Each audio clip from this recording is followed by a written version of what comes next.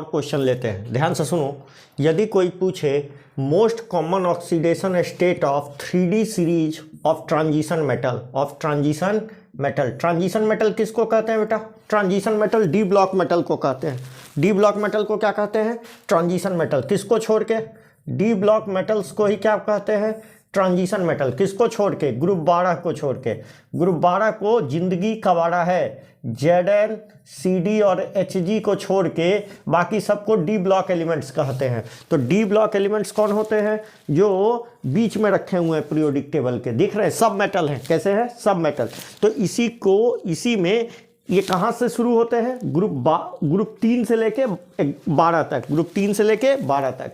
तो मेरी बात सुनो, डी ब्लॉक एलिमेंट्स को, डी ब्लॉक के वो एलिमेंट्स जिसमें D1 से लेके 9 तक इलेक्ट्रॉन होता है, उसको ट्रांजिशन एलिमेंट्स कहते हैं। और इसको ट्रांजिशन एलिमेंट्स नहीं कहते क्योंकि इसमें D पूरा का पूरा भर जाता है, तो ये ट्रांजिशन नहीं है। जबकि ग्रुप 3 से लेके 11 तक ट्रांजिशन एलिमेंट्स हैं। तो ट्रांजिशन एलिमेंट्स कौन है?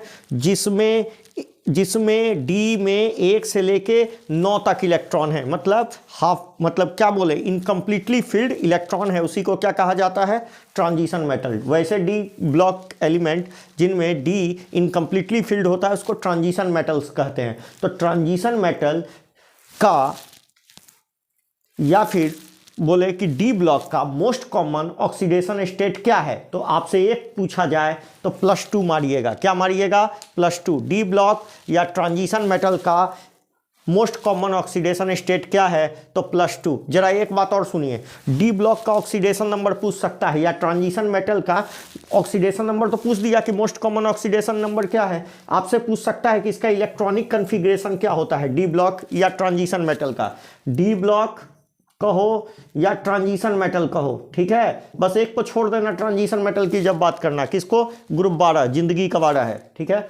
और इसका इलेक्ट्रॉनिक कन्फिग्रेशन हो सकता है, पूछ दे, N-1 D 1 से लेके 10 तक, NS0 1 2।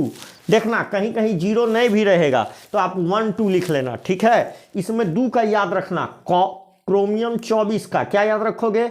आर्गन 18 3D5 4S1 बता चुके हैं, ठीक है। और कॉपर 29 रटिए लेना, ये दोनों का एक्सेप्शन होता है। आर्गन 18 3D10 4S1, ये दोनों कॉपर और क्रोमियम। और जनरल कॉन्फ़िगरेशन क्या है?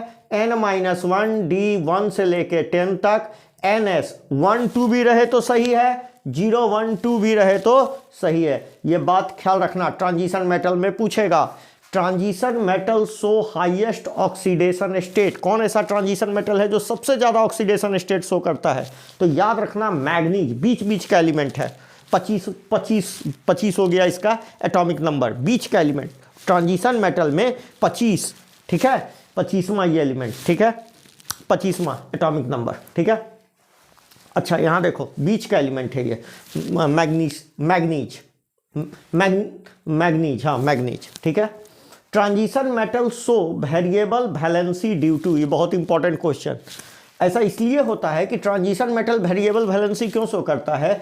क्योंकि इसका डी इलेक्ट्रॉन और NS इलेक्ट्रॉन दोनों वैलेंस इलेक्ट्रॉन की तरह काम करते हैं। तो ये वाला भी वैलेंस इलेक्ट्रॉन की तरह काम करता है और ये वाला भी वैलेंस इलेक्ट्रॉन की तरह करता है। तो कहने का मतलब valence electron are found in 2 different subshell. क्या? 2। कौन कौन? N-1 D 1 से लेके 10 तक, और NS सेल, NS सबसेल। और किसमें बोलो? N-1 D subshell. 2 सेल में रखे हुए इलेक्ट्रॉन, 2 सबसेल या 2 सेल में रखे हुए हैं। इसीलिए ये कैसा काम कर रहा है बेटा? ये कैसा काम कर रहा है? ट्रांजिशन मेटल कैसा वैलेंसी शो करता है? Variable valency. जरा इधर आओ, ये तो हम रटा चुके हैं। IUPAC नेम ऑफ K4FeCN6 कौन बता देगा? हाँ जी, पोटेशियम। टेट्रापेट्रा मत लगाना बे, पोटेशियम डायरेक्ट, पोटेशियम हेक्सासाइनाइडो,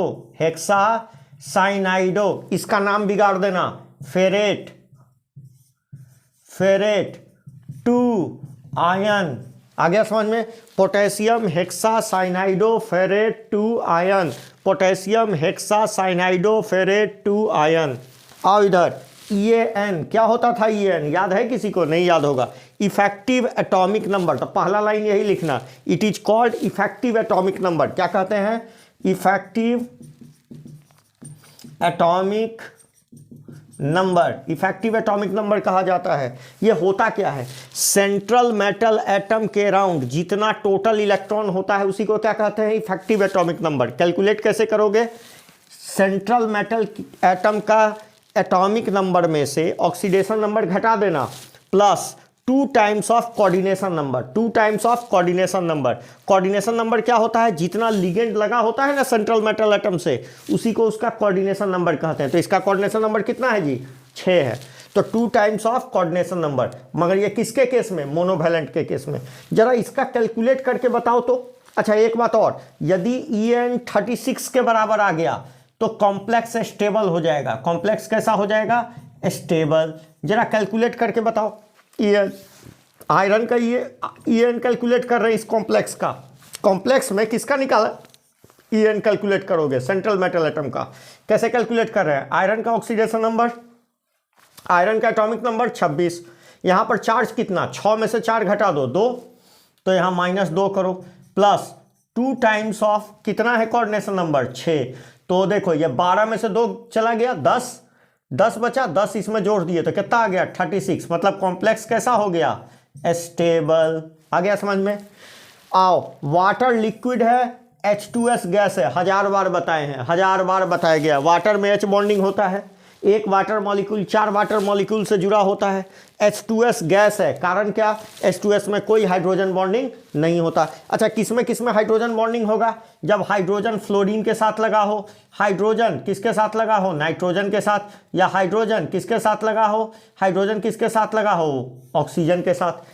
तो याद रखना, एक क्वेश्चन आता है किसमें हाइड्रोजन बॉन्डिंग नहीं है? बोलो किसमें हाइड्रोजन बॉन्डिंग नहीं है? H2O, HCl, HF, NH3। तो ये क्वेश्चन बहुत इंपॉर्टेंट है। HCl में हाइड्रोजन बॉन्डिंग नहीं होता। अच्छा नाइलॉन 6 और बूना S का मोनोमर बताओ। नाइलॉन 6 का अब ये देखें, क्या देखें नाइलॉन 6 का? नाइलॉन 6 का क्या देखें? कैप्रोलैक्टम। क्या है इसका मोनोमर? कैप्रोलैक्टम।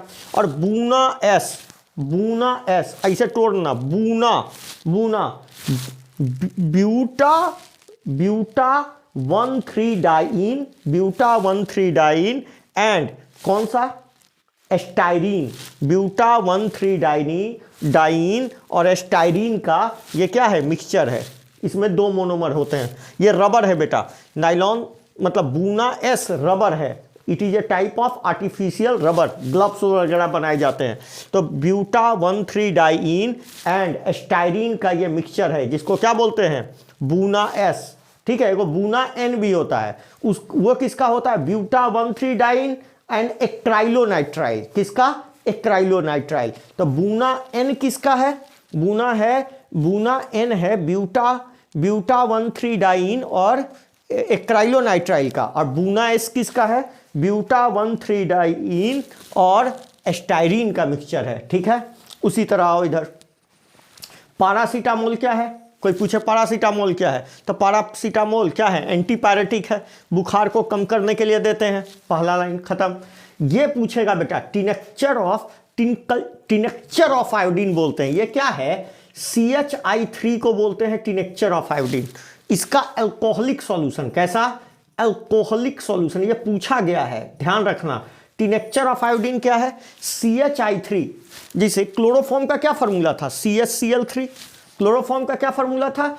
CHCl3। उसी तरह टिनेक्चर ऑफ आयोडीन में आइडोफॉर्म लेते हैं। इसको क्या बोलते हैं? आइडोफॉर्म। तो आइडोफॉर्म CHI3 इन अल्कोहलिक सॉल्यूशन क्या कहलाता है? Tincture of iodine. ये धीरे धीरे आयोडीन को रिलीज करता है। It release iodine slowly so act as germicidal. ये जर्म्स को मारता है। क्या मारता है? जर्म्स को मारता है। आप लोग नाम सुने होंगे, जब आप लोग गाड़ी वाड़ी से गिरे होंगे ना तो छिला गया होगा। वहां पर एगो लगता है, क्या बोलते हैं उसको?